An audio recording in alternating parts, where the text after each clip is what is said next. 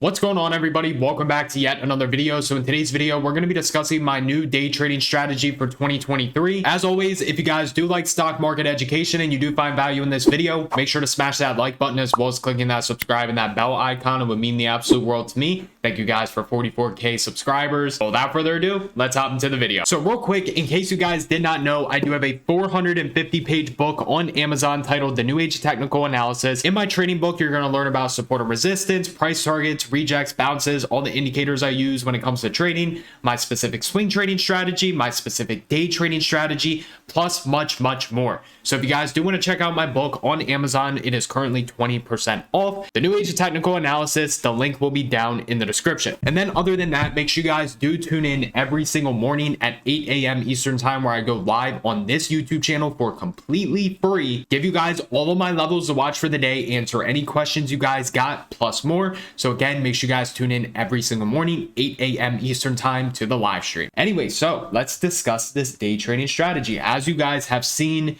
in, I think, my last 2 to 3 videos, I've more so gravitated towards supply and demand. I do really like the concept because, as you guys know, I personally love using Fibonacci retracements. However, in this market, the Fibonacci retracements really have not been working as good. Like, yeah, they still work. You can see we bounced off that 50% fib, but they're not working like they used to. So I've kind of had to adapt to the market. And that's what a lot of successful traders have to do. You have to be able to adapt to the market, because some setups that, maybe you were taking certain setups 3 years ago, you're probably still not taking those same exact setups because the market is always changing. So we always have to adapt as traders in order to be successful at this. So because I really like the Fibonacci and I like the concept behind it, knowing exactly what levels to watch for a possible trend change, I started to gravitate more towards supply and demand, and I have found amazing success with it so far. Now, with these supply and demand levels, I'm doing them more so on the futures. Again, I mainly trade SPY and QQQ. Every once in a while, I'll trade an individual name, but I would say like 99% of the time, I am trading SPY or QQQ. So because of that, I'm doing my analysis on NQ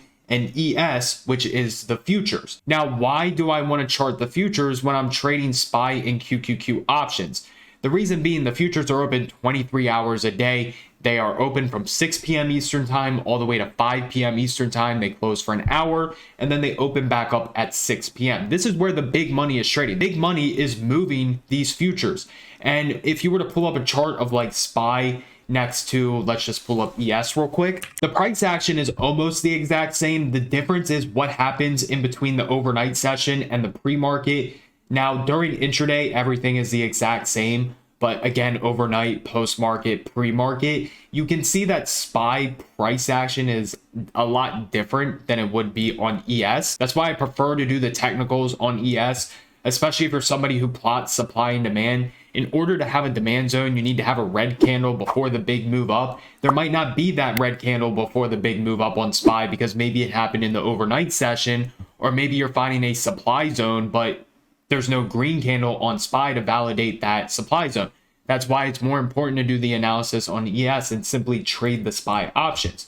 So as we see today, again, this is a trade that we took in Team Bull today. We absolutely crushed it today, right off of the demand zone on ES, which this one you actually could see on SPY because the 30-minute demand zone formed during the market. So yes, you can see it on SPY. All I simply have to do is look at ES. Okay, we're in the demand zone. I want to look for SPY calls. Take a quick look at SPY. Okay, SPY is trading at 408.50 to 409. Let's look at the money calls, the 410 call. So it's really that simple.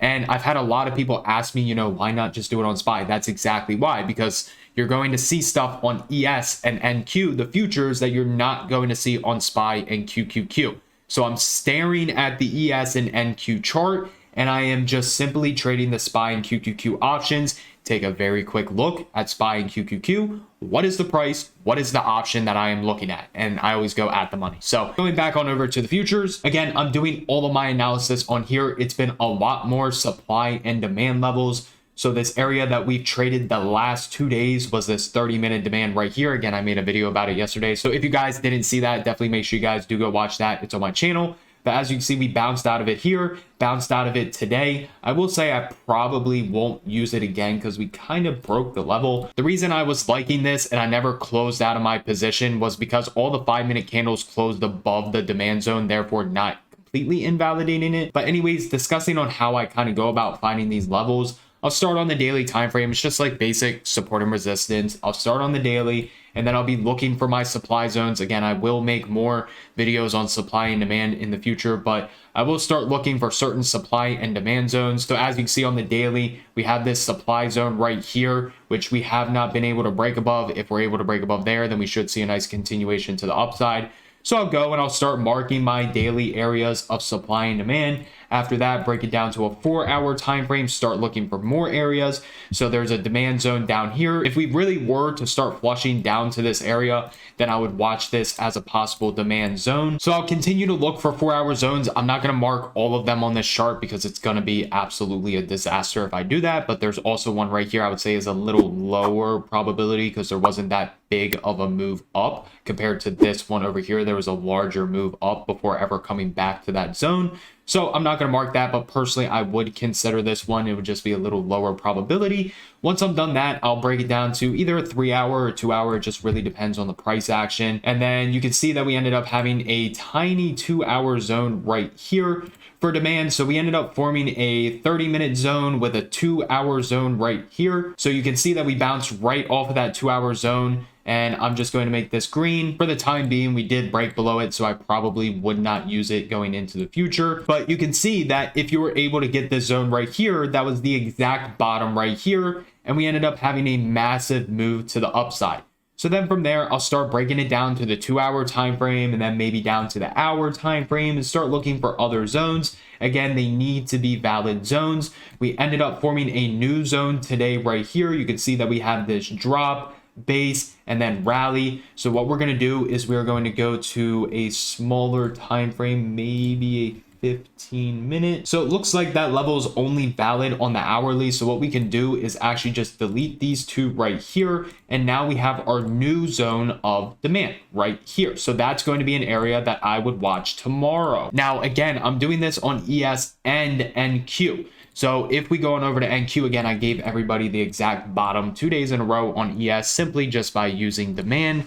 If we head on over to NQ/NQ, I also gave everybody the top today. And the way that I found this area was if we go to the 30-minute time frame, another way that you can draw supply. And again, we are going to do a lot more videos on this in the future. If you guys want it, like the video, comment down below, let me know. I will definitely make that. But another way that you can draw supply or even demand is based off of a chart pattern known as the drop, base, drop. Or I don't know if we have one on this chart, like a rally. Yeah, like a rally, base, and then a rally. You can then mark this area as demand. And as you can see, we bounced right off of it over here.